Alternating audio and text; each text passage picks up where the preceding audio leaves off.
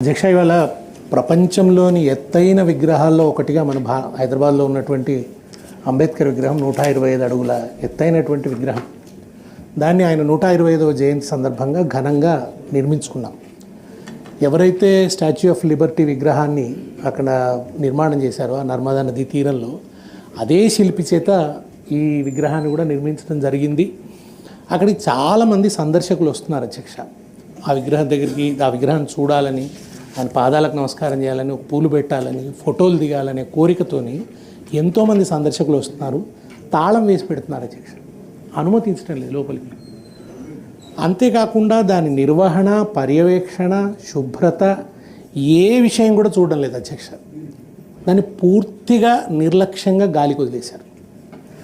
సామాజిక వివక్షకు వ్యతిరేకంగా ఉద్యమించినటువంటి అంబేద్కర్ మహాశయుడి విగ్రహం మీదే ప్రభుత్వం వివక్ష చూపిస్తే ఎట్లా? ఇది చాలా చాలా శోచనీయమైనటువంటి విషయం. దాని కింద ఒక పెద్ద గ్యాలరీ ఉంది, ఒక పెద్ద సమావేశ మందిరం ఉంది. దాంట్లో గత ప్రభుత్వం ఆలోచించింది ఏమిటంటే, అంబేద్కర్ మహాశయుడికి సంబంధించినటువంటి ఆయన బయోగ్రఫీ అంతా తెలియజేసే, ఆయన ఈ దేశానికి చేసిన దోహదం అంతా కూడా ప్రతిబింబించేటువంటి ఒక గ్యాలరీ ఏర్పాటు చేయాలని గత ప్రభుత్వం ఆలోచించింది.